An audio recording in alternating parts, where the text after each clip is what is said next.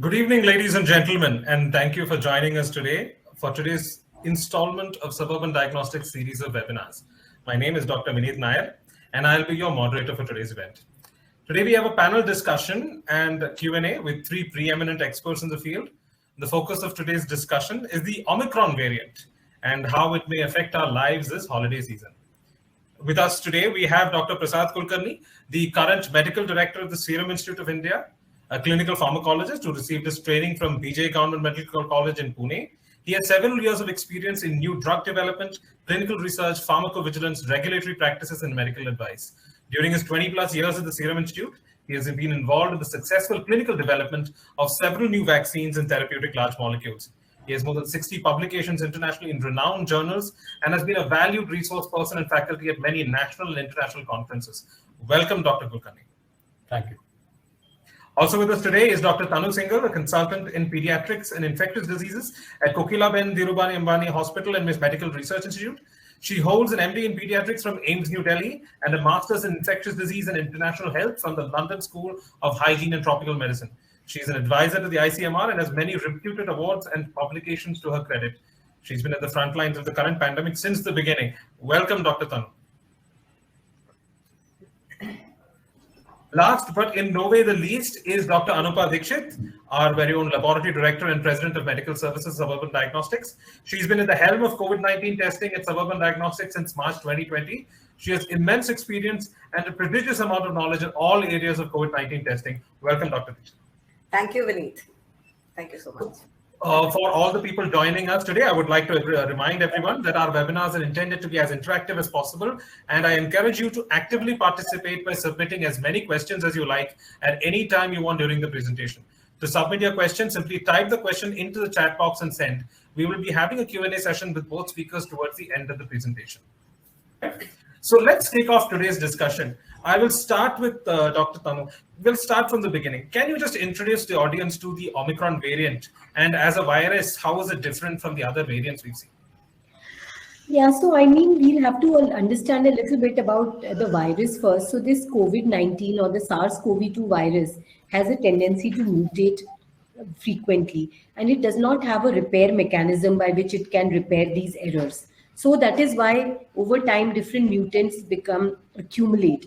And what happens is that once a mutant has some survival advantage over the previous virus, it takes forefront because it kind of phases out the earlier virus. And that has been happening right from the beginning. You have heard about the Alpha variant, which came from UK. You have the Beta and Gamma, which came from South Africa and Brazil. And then you have the Delta variant, the most notorious, which originated in India and is driving COVID around the world. And actually, we were feeling quite reassured because for almost 6 months, there was no new variant in the offing. There were some others who came, like you must have heard, Delta Plus, Kappa, Lambda, etc. But they didn't, they kind of didn't really cause too much of a problem. Now, what happened is that in South Africa, there were a large number of cases which started happening after a period of lull. And that is when the South Africa, because it has a good lab, they did genomic sequencing and they've discovered this mutant which has 52 mutations. It is like previous mutants like Alpha, Beta, Gamma had maybe 16 to 17 mutations, but this one had 52 mutations, and most of the mutations were in the spike protein.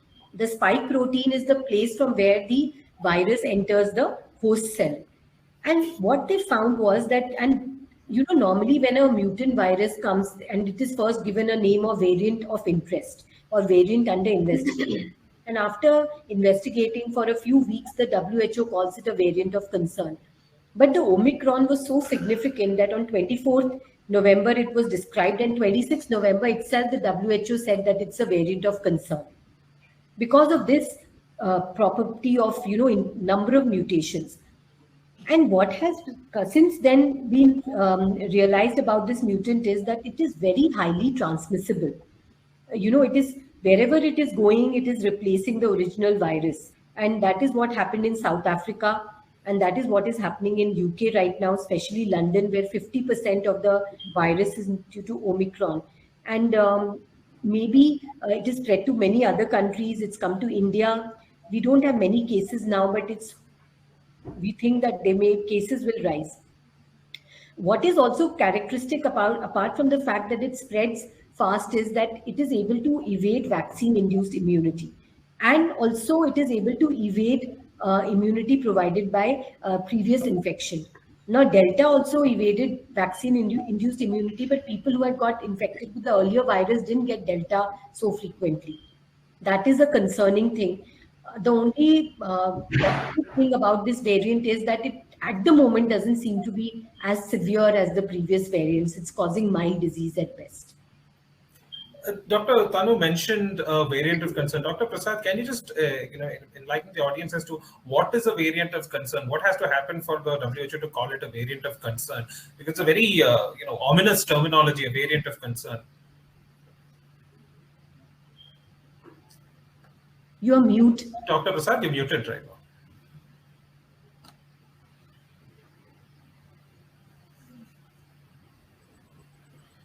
Yeah, so as Dr. Tanu mentioned that whenever these mutations happen and if the number of mutations are significant, at the same time, they are new variants, but whether they become variants of interest or variants of concern, it depends on the frequency with which they start spreading and the kind of severity that they are associated with. So if there have been some variants of interest where there have been mutations in the structure of the virus, including on the spike protein, but they did not really spread so fast or did not really cause so much damage, so much severe disease. And that's why they remain VOI, variants of concern. But once you have something which is really radically different, at the same time spreading fast and causing a lot of damage, then it is called as a variant of concern. Like in the case of Omicron, because the changes were so significant, and for the first time, you could see so many mutations that it was clear that the virus will escape some kind of immunity, which is given by either infection or by the vaccines, and therefore immediately WHO labeled it as a variant of concern, and they have been proven right because it is actually spreading quite fast.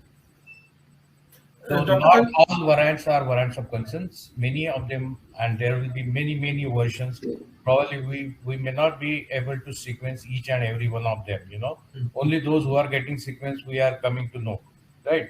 Even Omicron, for example, when the sequencing was done in South Africa and then it was found, but it is possible that these cases were happening even before that for some time. It completely depends on your capability of sequencing the samples and getting to know that, yes. So even the number of cases that we are seeing today, let's say in India, for example, if we are saying that there are 70 cases or whatever number is, because only those many samples probably have been tested. You obviously cannot sequence each and every sample. That is just not feasible, right? Yes. So that's the issue. So the real number of cases could be higher, not too high, but could be higher. That is my guess. And that's why they are called as variants of concern, because they spread so fast or they cause a lot of damage. Thank you, Dr. Kulkarni. Dr. Tanu, this Omicron variant, are there any differences between the symptoms and how this particular variant presents itself as opposed to, say, the Delta variant?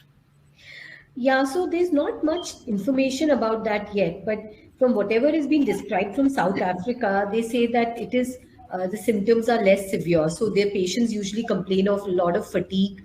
They have throat irritation, scratchy throat, cough, not so much fever. But we must understand that most of the symptoms which are being described have been in patients with the age less than 40. So there is still not enough data about how it behaves, would behave in older people. From whatever I read in lay press about the symptoms of Omicron in Indian patients, they also seem to have mild disease and they were all discharged from the hospital and they didn't really have a severe course. We are still waiting to know about how the patients in London, etc., are doing, and we must understand that the true severity of the variant you come to know only after some time, because there will always be a lag phase of 2 to 3 weeks before the spread of the infection and the outcomes coming to the fore. So we will still have to wait for 2 to 3 weeks before we are sure that what will be the severity of disease like with Omicron. But I just want to tell the audience about what the virus thinks and what it wants to do. See, the virus doesn't want to cause severe disease, because if it causes severe disease, then the patients who are infected, they stay at home, they die, and they are not able to spread to others. So it is in the natural interest of the virus to become to mutate so that it becomes less and less severe, so that people who get infection go out and spread the infection elsewhere. And that may also be the way how a pandemic may come to an end. So I don't know about it, but if it turns out that the virus doesn't cause severe disease, then maybe that is something which is happening, which is good news. Yes, of course. Coming to Dr. Anupa, can this Omicron variant be detected by our current RT-PCR tests? That's a very interesting question, and I've been asked this question multiple times since past 1 month now. So we all know that the most accepted and the commonly used method that is used by laboratories to diagnose COVID virus is by RT-PCR. Now, what we do in RT-PCR, it's very important to understand that first. So what we do is we target specific genes. We try to pick up these genes in the virus, which could be spike, known as S gene. It could be envelope, which is the E gene. It could be nucleocapsid, the N gene, or RDRP and ORF. There are a number of genes which we can pick up. Now, what we also need to understand in Omicron, there is S gene, which is targeted for mutations. So there are multiple mutations, over 50 odd mutations, which are seen in S gene in case of Omicron. So what happens is, if you use a RT-PCR kit, which targets multiple target genes and is also targeting the S gene, we can still pick up the Omicron variety because other genes will come positive. And our criteria is to have at least 1 or 2 genes which should come positive to label a RT-PCR report as COVID positive. But in Omicron, there is one concept which we all need to understand. There is a word which we are all coming across is SGTF. SGTF is S gene target failure. What happens because of the S gene mutation? The test which comes positive because of detection of other genes may come positive, but S gene is coming as a failure, which is S gene is not detectable, which is when we label a particular RT-PCR positive report as probable Omicron variant. But we are not sure until we get a gene sequencing done or genomic sequencing done for the positive sample. So yes, answer to the question is any Omicron variant will be picked up by the RT-PCR test, provided we do not target only S gene. Kit has to target multiple genes. That's the ideal way of doing the testing. And we will not give a single false negative report. Second, we should also look at SGTF, which is S gene target failure, which means other genes are coming detected positive, but S is coming negative. That gives a fair idea or a probability that this case might be an Omicron case. But keep in mind, RT-PCR cannot make the diagnosis. One has to send the sample for genome sequencing for the confirmation.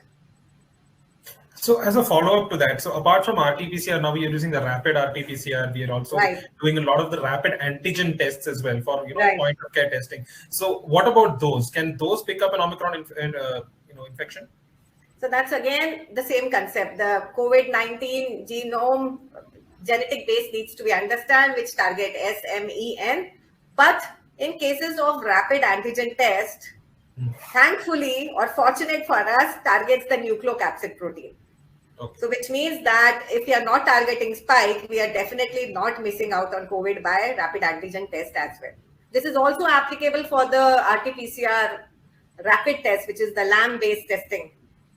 Again, they are targeting the non-S target genes. So there is very less likelihood that we will miss out on any RT-PCR positive case by either of the tests. Great, good news to hear. Dr. Prasad Kulkarni, can one get affected with Omicron post 2 doses of the vaccine? This is a very common question that's been very common question. Yes, that is absolutely possible. I mean, we know that, and this was actually true not just for Omicron, but it was true even for the original Wuhan strain, right? You had a vaccine efficacy of different vaccine, no matter which vaccine you took, which ranged from, let's say, 60% to 90% or so. which means that rest of the people, even after getting 2 doses and maybe 2 weeks gap after the second dose, still could get infection. The good news was that most of these infections were mild. And this is the same thing. Probably one can get also with Omicron. That yes, even after 2 doses. In fact, today only there was a news you might have read. Many of us might have read that a person coming from US or UK on Mumbai airport was detected positive for Omicron, and he had received a booster dose. So forget just 2 doses. Even with boosters, you might still get infected with Omicron, and that is theoretically possible with anyone, even Delta for that matter. Used to escape the vaccine immunity to some extent. But again, what we saw with Delta, that the such infections did not end up with any severe disease in most cases, unless the patients were highly at-risk populations with a lot of comorbidities and all that. Otherwise, you could definitely be protected from severe disease, hospitalization, and deaths. So that is what is mostly expected with Omicron also. So I think we should not worry too much. What we are seeing that, what everybody is saying that the disease is mild, right? Everybody is saying the same thing as Dr. Tanu mentioned, that mostly, and of course we'll have to wait for more data, more follow-up. But as of now, it seems to be mild. And the one difference that is there between Delta and Omicron, that when Delta came, the vaccination was not so high. The infection was not so high. So there was hardly any population level immunity. And this has changed significantly from Delta to Omicron. Now we have a substantial population which has received vaccine. Most people would have received 2 doses, and of course, every day the numbers are going up. And of course, because of the natural infection, also the immunity has been there. So definitely, we are way better placed than what we were in, let's say, March, April when Delta hit us. Okay. So, Dr. Tanu, just to expand on the same thing, when it comes to, so from your experience with the Delta as well, is there a difference in the symptomatology when it comes to patients who are vaccinated versus patients who are unvaccinated who get infected? And do you expect that same kind of thing in Omicron as well? Yeah, so of course, there is a huge difference because when we were seeing people who were in the early part, let's say in the months of April, May, it was just devastating. We were seeing young people who had, no comorbidities also coming with severe disease, who were landing on the ventilator and dying. And at the same time, we had a cohort of healthcare workers as well, who had actually been vaccinated in Jan-Feb. And when we had these cases in our hospital of even healthcare workers or nurses or other people getting infected with Delta, we found that their symptoms were relatively mild. So it is very clear that as far as Delta is concerned, vaccinated people did well as compared to unvaccinated, but we must understand that no vaccine is 100% effective. The trials may have shown that no people who received the vaccine died, but in real life, that does not happen. So there were people in the past few months who had received their 2 doses of vaccine and who didn't have so many comorbidities who succumbed, but that was a minority. So while we can say that, yes, if you've been vaccinated, the chances are high that you will have mild disease, but that will not happen 100% of the time. So it's like that nothing can ever work 100%. And therefore, now the only difference with Omicron is that most of the people who have got infected till date have been actually vaccinated. Because even if you look at London, where now the infections are rife, most people have got the vaccine. Their population coverage is about 70%, and 25 to 30% already got their booster doses as well. So, and as far as South Africa is concerned, we don't really have information about those people who were infected with Omicron, what was their vaccination status, because in South Africa, it is only 25 to 30%. But we know that there were a lot of people in South Africa who had been infected earlier. So whether the variant is causing very mild disease because now it is infecting people who have been either previously infected or vaccinated, or it is inherently only going to cause mild disease, we don't know. As of now.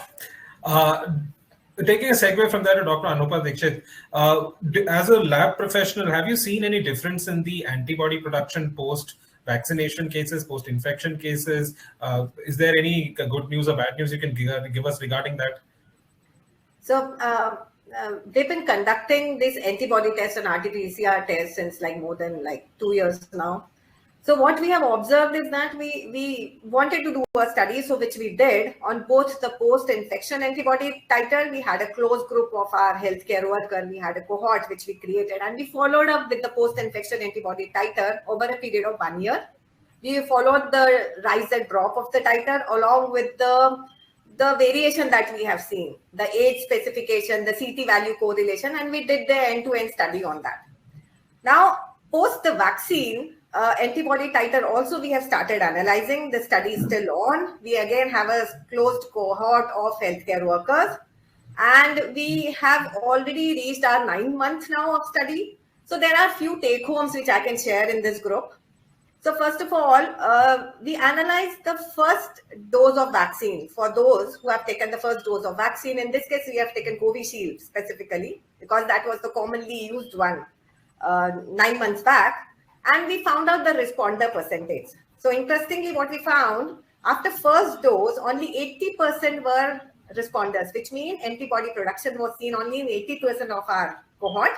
Whereas in post-infection, we had 95% who were responders, which means post-infection, there were 5% which were non-responder. They never produced any antibody, but after first dose of vaccine, 20% never produced any antibody. So when we followed up with the second dose of the vaccine, and we realized that almost 100%, very close to 100% were responders. Everybody who had 2 doses of Covishield vaccine developed antibodies. That was a very interesting fact. Second, we also followed up what was the maximum titer attained. So for the post-infection scenario, what we found, the maximum titer was attained around 90 days of post-infection. Whereas as compared to the post-vaccination second dose, after 15 days to 1 month, the maximum titer was attained. So this gave us a very good indication. You take vaccine and the titer is attained within 15 days to 1 month of a period of second dose. Third, we followed up with the decline of the antibody titer. So what we found out, in post-vaccine, the antibody titer start declining. Every 3 monthly, we saw a drop of around 30%, which means there was a drop of around 60% in 6-month duration. Whereas when we compare the post-infection antibody titer, what we realized that there was a persistence of antibody titer until 1 year in 92% of cases. Although the titer value dropped to a significant level, but the titer of post-infection antibody was sustained until one year, which more or less corroborates with a study published by WHO, which talks about 83% post-infection have a prolonged titer value until 9 months. Now, we also try to look at the value. I mean, is there something which we can corroborate when it comes to the value? Now, it's too early for me to comment on that. But in this case, we created 2 groups. One, those who never had infection but took vaccine. And second group, those who had infection and they also took vaccine. Probably these are the breakthrough infection cases. We realized that the antibody titer was more than 2 to 3x in the second group, which is the post-infection and the post-vaccine one. So it was very interesting. Those who took vaccine, the titer was not that high as compared to the ones who had vaccine and they also had infection. So these were the few outcomes, although we did not find any gender bias in the vaccination, post-vaccine or post-infection antibody titer. There was no significant correlation with the age or seroconversion. There was no correlation with the CT value or the antibody titer that we found in our study. But this is an ongoing study, post-vaccination one, and we are just trying to follow up with the information regarding the effective cutoff of antibody titer post-infection or antibody titer cutoff post-vaccination, which is effective enough to prevent reinfection. We currently do not have that visibility. That is also our experience, because you know, you may have no antibodies and you may not get infected, and you may have antibodies and you may still get infected. Like we had a healthcare worker whose anti-spike protein antibody was 30,000, and he still got infected. Right. So that is the biggest drawback of using, because there are people who are checking their antibody titers very frequently. But I would like Dr. Prasad comment on that, because there is nothing which is like a safe cutoff, Right. that is there. So that they have to understand, because there are other immune mechanisms which protect you, like T-cell mediated immunity, which we can't measure. And so that's how it is. So because there is no kind, like in hepatitis B, you have a cutoff that 10, if it's above 10, you are protected. But for this, there is no cutoff. There are a lot of numbers which are floating in, but we don't know actually which is working and what is not. So the cutoff actually that you are talking about, which is called as a immunological correlate of protection, it is still not established for this particular virus, unlike hepatitis B or for rabies or diphtheria. We are still away from that. We do know that neutralizing antibodies definitely correlate with protection, and the anti-S IgG antibodies, they correlate very strongly with neutralizing antibodies. So indirectly, anti-S IgG antibodies definitely tell you about protection.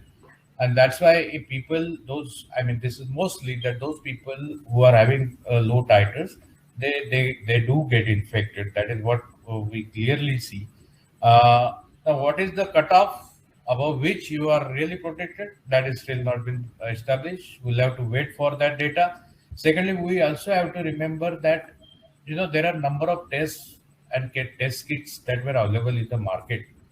We don't know whether they were, how reliable they were, what was their sensitivity, specificity, and all that stuff.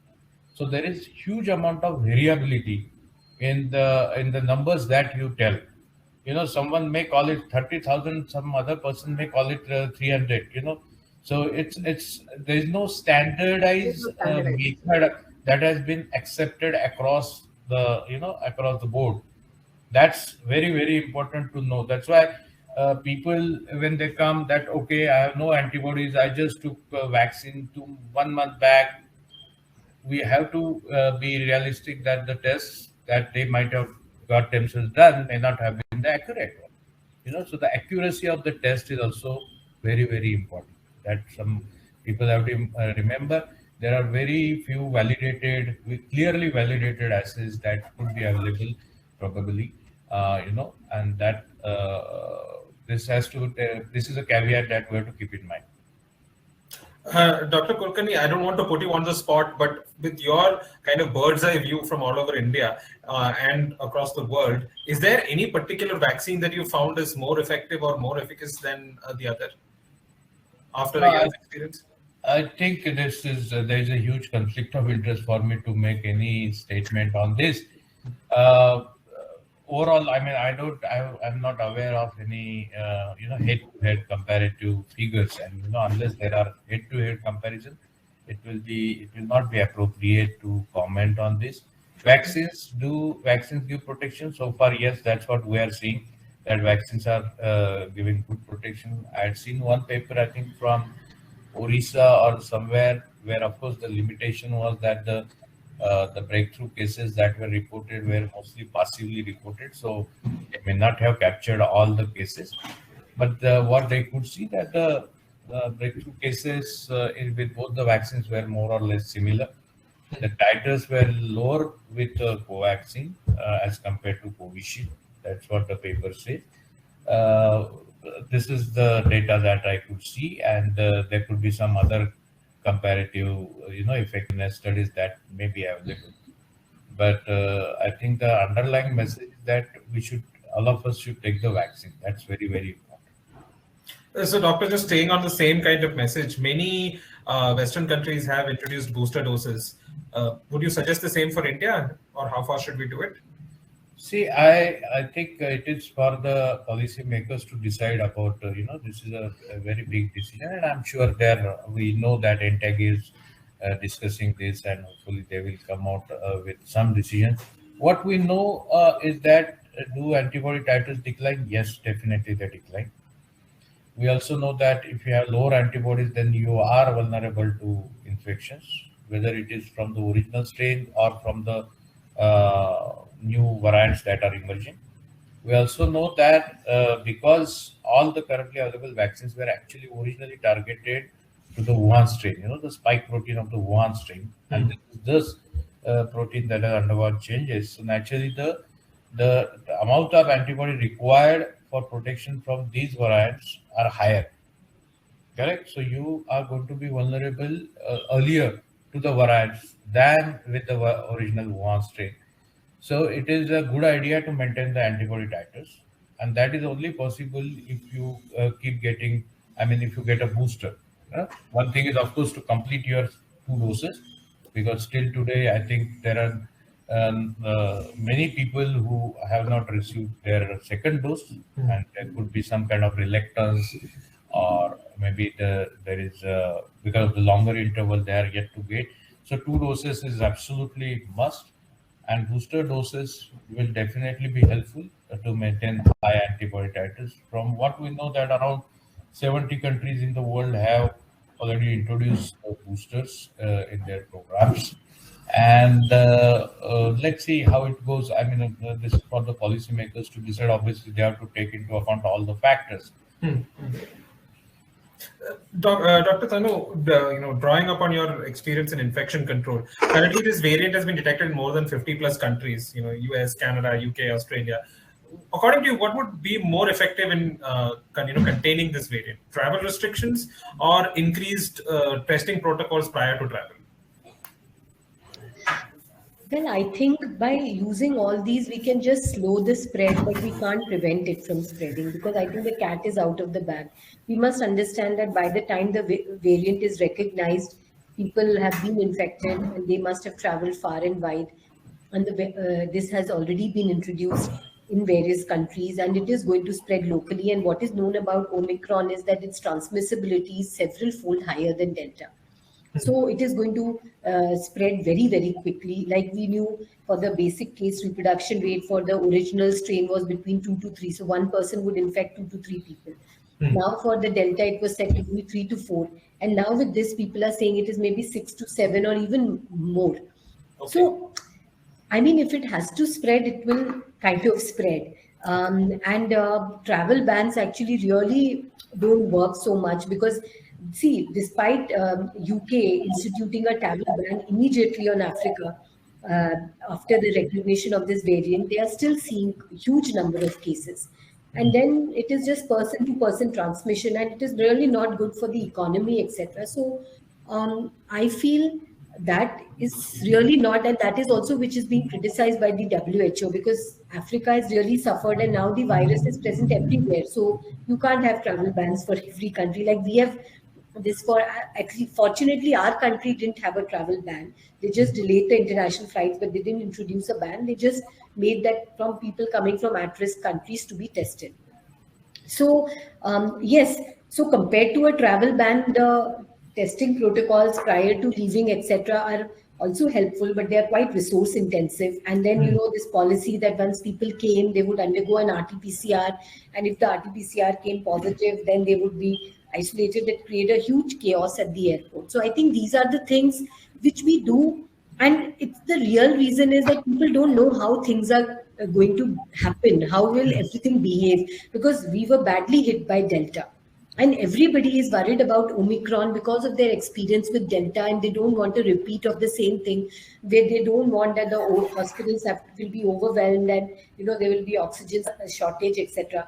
That is why everybody is extremely concerned about the Omicron, and they want to do everything. But in my personal opinion, if the virus has to spread, it will spread, and soon, I mean, if it is going to behave the same way in our country as it is in UK, we will also see increased number of cases. But there are 2 or 3 differences, between us and the other countries. One is that our country has higher level of natural immunity as compared to UK, Europe, because their sparsely distributed population, person-to-person transmission is not very high. So it's possible that our natural immunity due to previous infection, which is seroprevalence surveys, say 80%, may help in controlling the spread of Omicron vis-a-vis other countries. The second issue is also about testing. See, what happens is that in UK, they are testing very, very aggressively. Whereas I don't think the same kind of testing will happen with us, because people who just get a little bit of scratchy throat and cough may not come forward for testing. So the numbers that we will report may probably not be that much, That's high. that as high as we are seeing in those countries, because they are like testing extremely aggressively. So, so that I think is a little bit of a difference between us and them. And South Africa is also a very different country. I mean, we can't extrapolate what happened in South Africa to elsewhere, because in South Africa, they have a high percentage of HIV infected population, which we know don't have as good natural immunity or as good vaccine induced immunity as compared to the others. And that is why the beta variant, which came in South Africa, which broke through vaccine and natural immunity, did not really spread throughout the world. So, as I'm saying that why we have to be cautious, it will still some time before we understand what is going to happen in India. Do you see a lockdown in our future? No, I don't see a lockdown really, because it is going to be devastating for the economy, and we are very differently placed now as compared to what we were earlier. You know, so unless of course the virus behaves is very severe in its manifestation, and we have a lot of people getting admitted to hospitals, so much so that the hospitals are not able to cope with the pressure of patients, I don't think we'll be seeing a lockdown. So just expanding on that, Dr. Tanu, based on the experience, say, from the other countries, how the traditional or the treatments for COVID that we've been following so far, are they as effective against Omicron as they have been against other variants?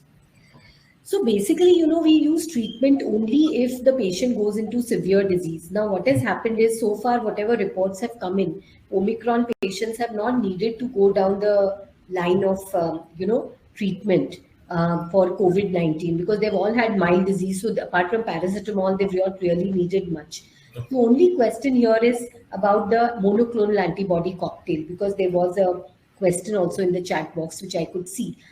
And there is a concern that, yes, the currently available cocktail that we have in India may not work as well for Omicron as it did for the previous strain. So that is a concern. But as far as the other treatments are concerned, including remdesivir, steroids, tocilizumab, baricitinib, etc., I think they would be able to work, as well if people actually go down that path and need treatment.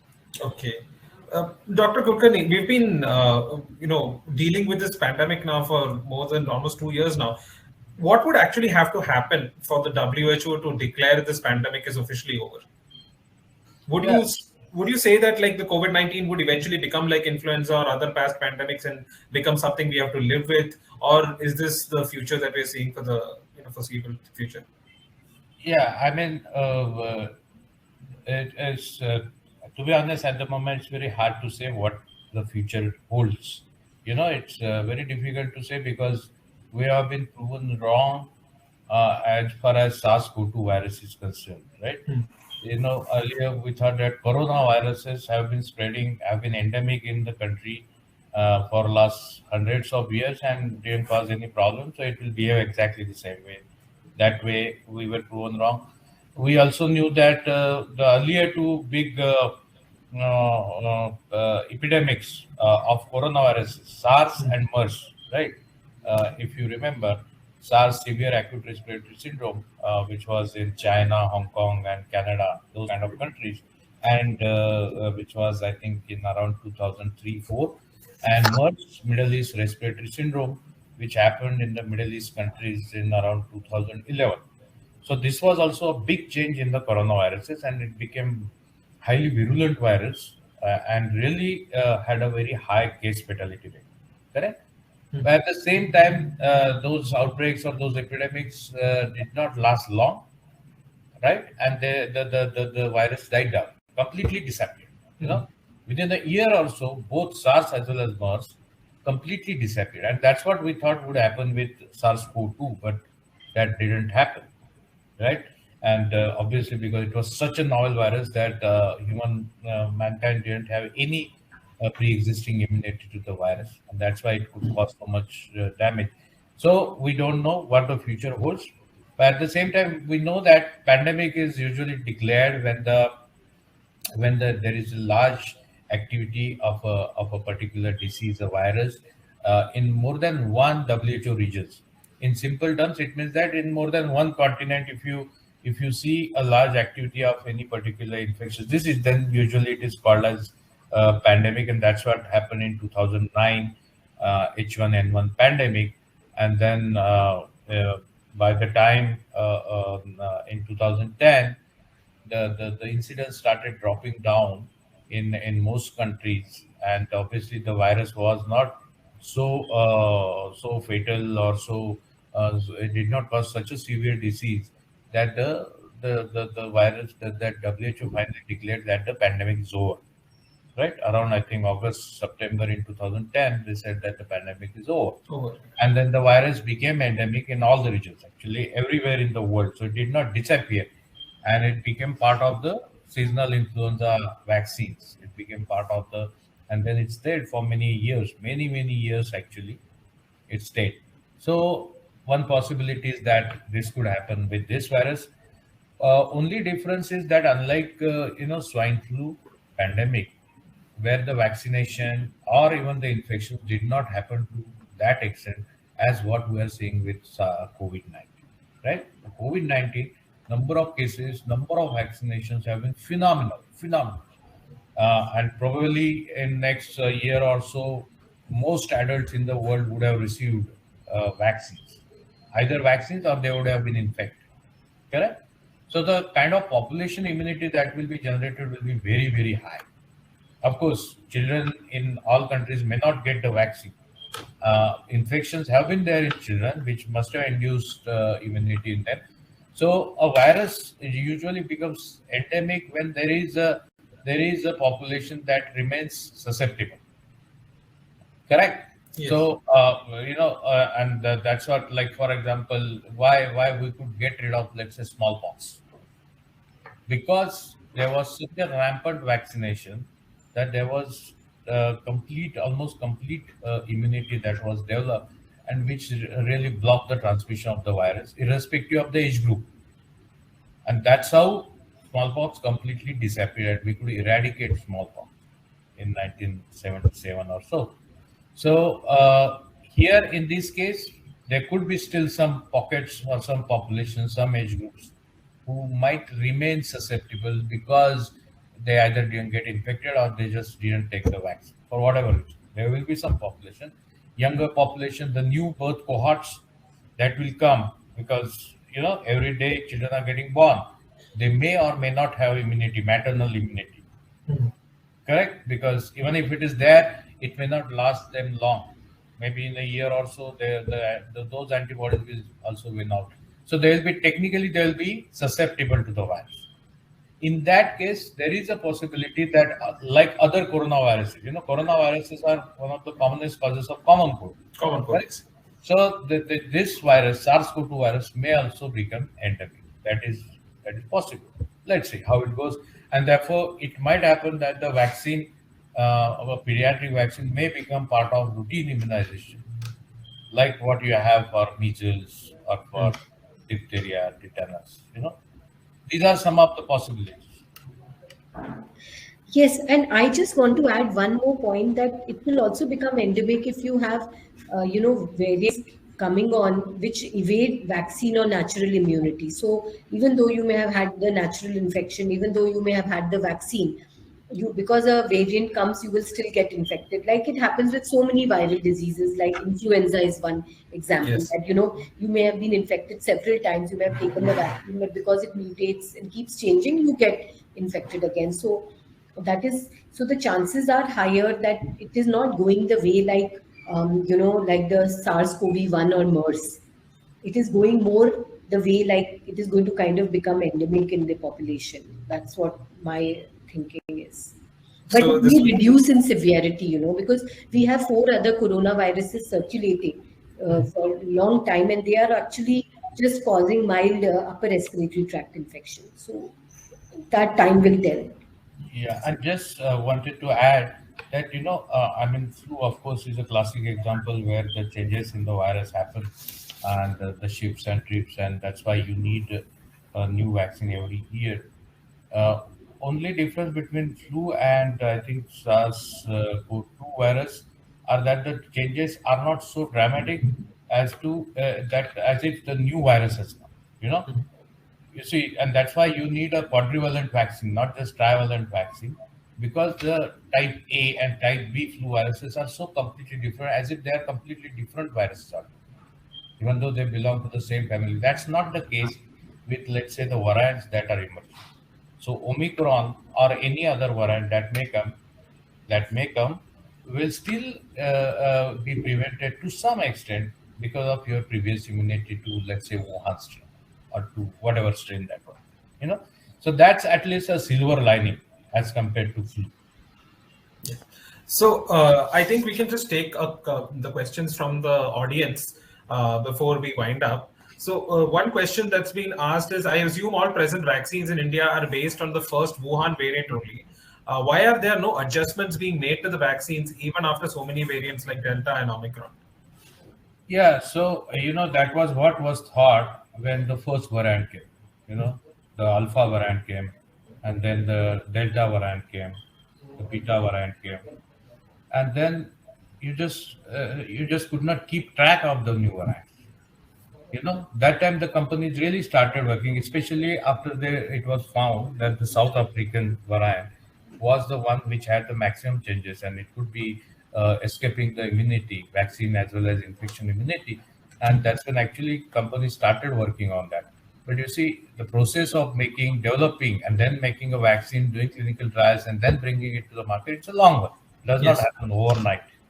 And by the time you make a vaccine, there's another variant that has come. So how many vaccines can you keep on making? There is a limitation, correct? So we know for sure that if you maintain high titers, you are going to be protected no matter which variant comes, correct? That is the experience so far. So the better idea is to maintain high titers, which will require boosters, obviously. And that is how, at a public health level, that will be possible. Companies are working. Some of the companies are working for even today. Till not long ago, they were working on the Beta variant, and some have started working on Omicron. God knows whether those vaccines will really come or not. Because let's say in 6 months' time, the vaccine becomes ready, and nobody may not even remember Omicron. So when it comes to these new variants, the sequencing of the genomes of these new variants, how useful is it that for vaccine developers when it comes to getting new vaccines on the market?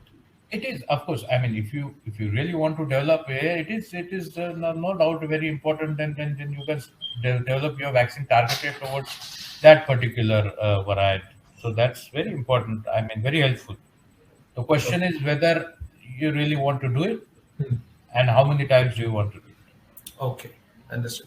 We have a couple of questions. I'm going to pass it on to Dr. Tanu Singhal regarding the effect of Omicron on children in the pediatric population. As a pediatrician and an infectious specialist, Dr. Tanu, what's your take on this?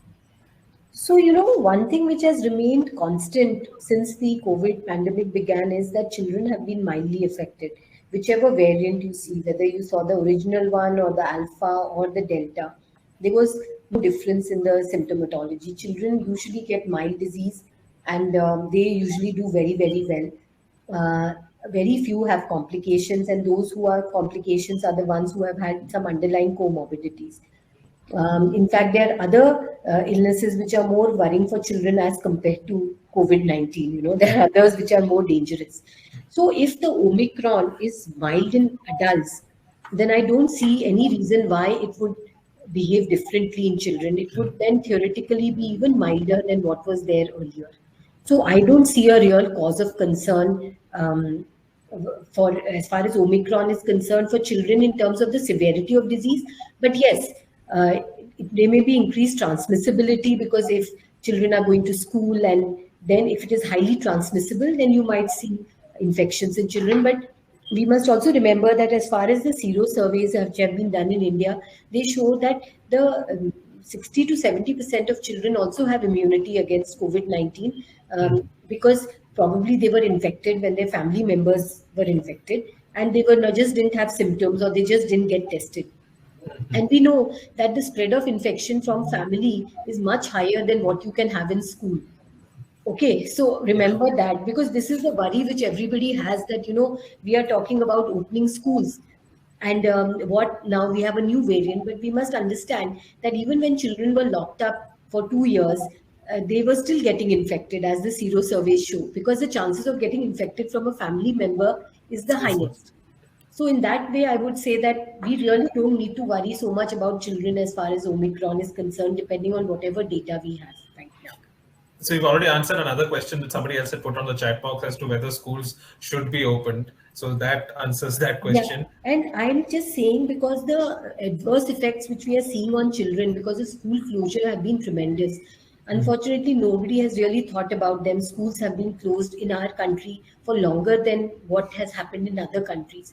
And despite the disease being mild, and despite the fact that there's no evidence that children are the ones who are giving it to their parents, it's the other way around. Parents are getting infected and giving it to children. And we know that if there is a big wave, the schools will close down further.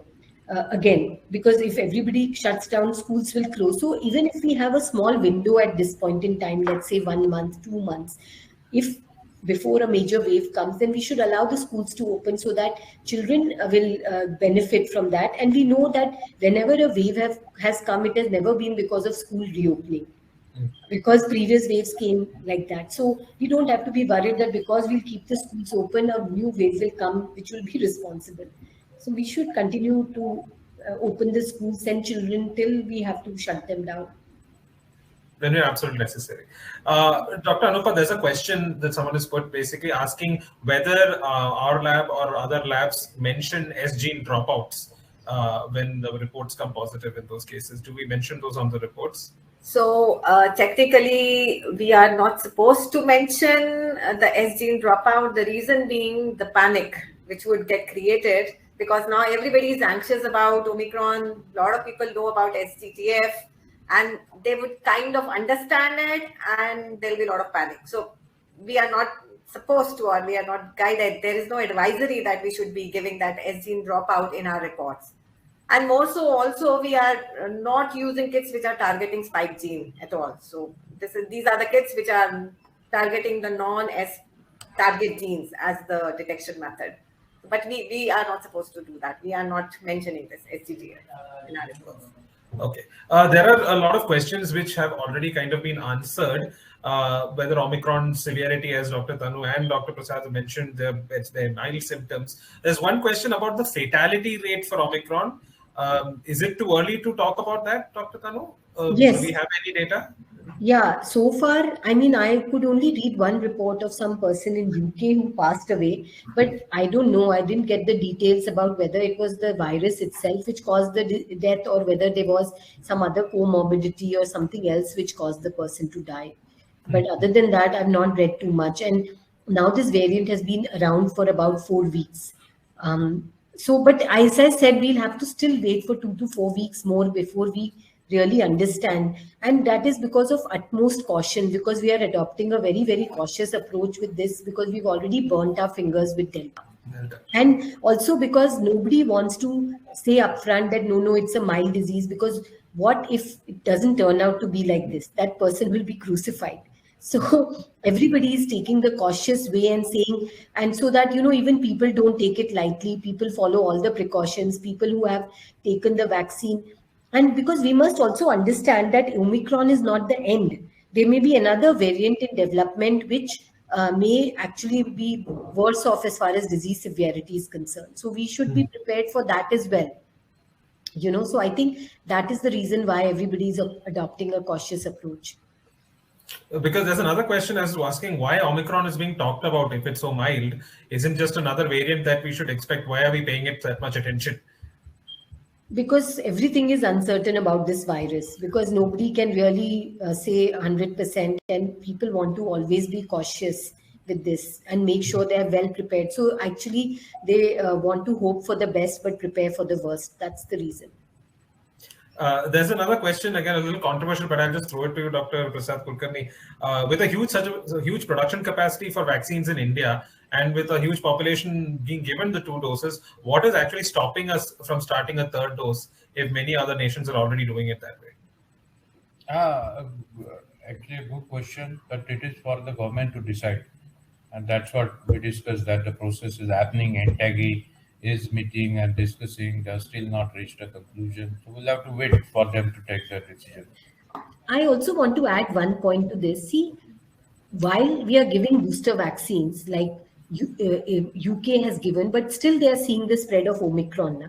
So what I also want to say is that while if the virus is able to evade vaccine-induced immunity, then if you give a booster dose, it may not protect against this variant, isn't it? So although your antibody levels will be high, but unless we really get some evidence, now we had evidence for Delta, because there is a study from Israel which showed that 3 doses of the vaccine performed better as compared to 2 doses of the vaccine, but the incremental gain was not so high. So you had to vaccinate. Your number of cases were down with 2 doses of severe disease, but to bring them down further, you had to vaccinate a whole number of population. So that means you have to spend a lot of resources giving a booster dose so as to further impact the number of cases.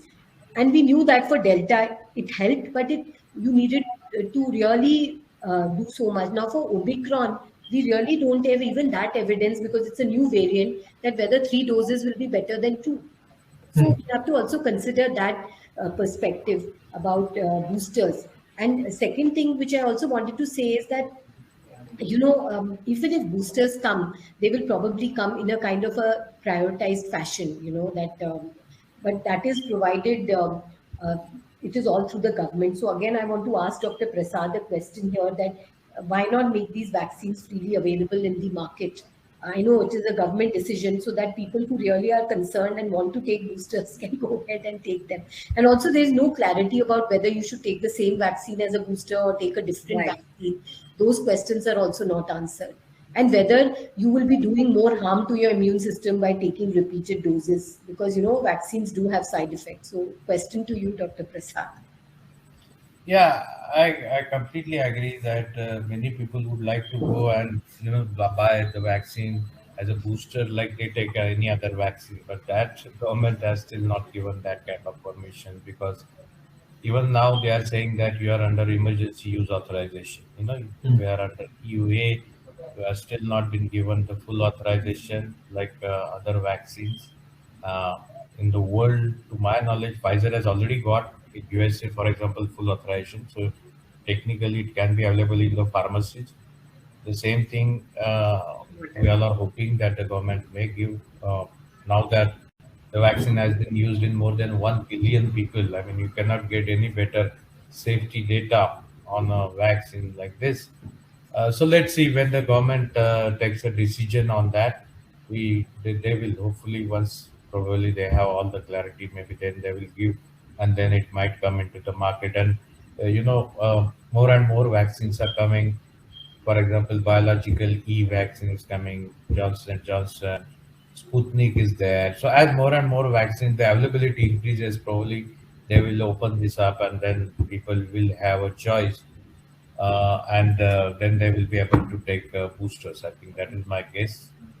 As regards homologous versus heterologous booster, yes, there is a thinking that if you get a heterologous booster, you might get better antibody titers. But is it clearly proven in terms of actual effectiveness? That we don't know, right? Boosters, so far, all the data that we see is that with the booster, the titers are going up, definitely. And they're going up with all the vaccines. There have been studies published in Lancet and all. With any vaccine, if you give a third dose, titers are going beyond what you got with the second dose. So that's a very big, so there is a big jump in the titers. And the higher the titers, the better the protection. That is clearly known. So no matter what, I think booster should definitely be required. I mean, it should be recommended, definitely. It's up to the policymakers. Just a few quick questions before we wind up. One person has asked whether COVID-19 has already entered the endemic stage. No, it is still in the pandemic stage. It is still very much there, and I don't think anybody can say that at the moment, at least, till the circulation drops down significantly, and then we have confidence that yes, circulation has stopped for them. Not it is not a temporary slowdown. It is kind of a permanent, reduction in the load of the cases across the world. Correct. Yeah. It can become. It cannot be that it is endemic in one country and then it is in the rest Yeah. of the world. It is a pandemic. No, pandemic is a pandemic. It is there Yeah, across the world. So I think they are quoting from what Dr. Jacob John had said some time ago. He had said that, India is probably endemic because the number of cases have remained below 10,000 for a long time. But I guess it's too early to say It is because too with this new variant, we don't know what is going to happen in the next 2 to 4 weeks. Last year in November, December, many people used to tell, why are you developing a vaccine at all? Why do you need a vaccine? It's finished. Corona is gone. Okay. And then we got the second wave and then we saw what happened. Yes. So it's too early to make any declaration. Healthcare workers were not willing to take the vaccine. In mid-January, it was difficult to convince your colleagues to take the vaccine because they would say that it's gone now. It is, and these are new vaccines, these are new platforms. Why should we take? It was very different. I remember in January, February, there was so much wastage of vaccine because you would open a 10-dose vial and hardly 1 or 2 people will come to take the vaccine. And they had to throw away rest of the 7-8 doses. That was the situation. So what's the situation when it comes to vaccines for children? Because we have another question as to whether this vaccine should be applied in the primary schedule for children or as a separate schedule. So as far as children vaccine, Zydus Cadila vaccine has already got a license for 12 years and above. Now it's a 3-dose schedule vaccine with a jet injector, needle free. But it is, they got it around 2 months back, but still I have not seen that it is available in the market as such, nor have I heard that it is being used by the government for children. But it is available. Hopefully it should come soon in the market. And then Bharat Biotech has also done their trials and in children, and that should also hopefully, from what I hear, that they have been recommended, but probably they still don't have the EUA for children indication. That might also come quite soon. And our COVAX trials are ongoing in children, and our data will come sometime in March, April, and then we will apply for EUA for children also. So by April, May, even COVAX definitely may come in the market for children. And we might try to get, we are doing studies from 2 years onwards in different age groups, 2 to 6, 7 to 11, and 12 to 18. So our 12 to 18 data might come earlier, and then we might try to get a license first for 12 to 18. At least that age might get covered earlier. So as pediatricians, we are more, comfortable using those platforms for children which are already existing. Well established. So for example, Covaxin, which has an platform of an inactivated vaccine, and Covovax, which is a recombinant protein-based vaccine, because we've been using that a lot. The ZyCoV-D is a DNA-based vaccine. And that is why, this is just a general thinking amongst pediatricians that, that is the, because, even with the Pfizer vaccine, it was a mRNA-based platform, which was never used. And then there were these cases of myocarditis in young adults, which came to the fore. So there is, while all of us are very emotional about children and we want them to be vaccinated, but we must also understand that the risk-benefit ratio should be very favorable, because the disease itself in children is very mild. Therefore, we have to be sure that the vaccine is absolutely safe. And also, probably the vaccination for children will also come stepwise, and they will first probably approve it for children with comorbidities, because that is the population at high risk. So, like in our country, we had stepwise introduction, first above healthcare workers, then above 60, then above 45, and then everyone. Probably in the same way, we will also have pediatric vaccination included, first with children with comorbidities, because they are in the greatest need, and also older children first, and then followed by younger children, because whenever you use vaccines in children, you always want to not give it to very young kids. And that's why world over also they're using it in above 5. Nobody's using it below 5. So we are almost out of time, but before we sign off, as we mentioned in the on our beginning of our webinar, this is the holiday season. So I'd like to go through all three panelists and just ask you, how does one reduce the risk of infection during this holiday season from Omicron? If you can just give your short views on all three panelists. If we start with you, Dr. Tanu. So it's my own holiday got cancelled because the flights got cancelled. So I'm upset. But so what I would say is that there is a very lot of uncertainty around at this time. Right. Is huge uncertainty. So what I would tell people is to not make any holiday plans at this time, not book airline tickets, or try and have some this, because we don't know what the scene is going to be in the next couple of weeks. It all is very variable. So I would say that those who have already booked and are ready to go can go, because at this time in India, we are not having infections as much. But if some people are yet to make plans, then I think they should hold off their plans for some time. And what is probably safest is to go to a nearby area where you can drive down and maybe spend a couple of days. Don't try and think about doing a lot of sightseeing, visiting historical places where there can be crowds, etc. I would also say that people at this point in time, till we are really sure of what is happening, should not really go to crowded areas. And this applies more to people who are compromised, who are elderly, who are having underlying health problems, because even if it is a very mild virus, they might be hit severely. So that is what my advice would be. And also to take your vaccines. If you're due for the second dose, please take it immediately. And also follow all the other precautions. I know everybody is fed up with the masks, but they have to follow, because no matter which variant it is, the masks do protect you. Dr. Prasad, anything to add? Sam, I completely echo. You cannot keep your guard low. Take both the doses of the vaccine. Social distancing, mask, sanitizer, the same drill must continue if you don't want to take any risk. Dr. Anupa? Okay, so one fact that we should be aware of in India, we are close to 40% fully vaccinated population. So we have not yet achieved that kind of herd immunity, although there is a lot of natural infection which is present. But the second thing is, we have seen a lot of increase in the breakthrough infections recently. So we definitely need to follow the COVID appropriate norms, avoid crowding, and don't venture too much out, as Dr. Tanu also mentioned. Go to nearby areas, just calibrate your vacations as per safety norms, and let's wait and watch how it shapes up.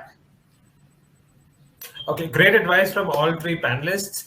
That's all the time we have now. We have actually overshot it a little bit. My apologies. I would like to thank all the panelists today for their input, and all the attendees for joining us today and for actively participating with numerous questions. We will email you a link to the recording of this webinar within 24 hours. You will be able to watch the webinar at your convenience again. And please feel free to forward the link to your friends, colleagues who may have missed today's sessions. Till we meet again for another webinar, stay masked, stay safe. Thank you, and have a good evening. Thank you.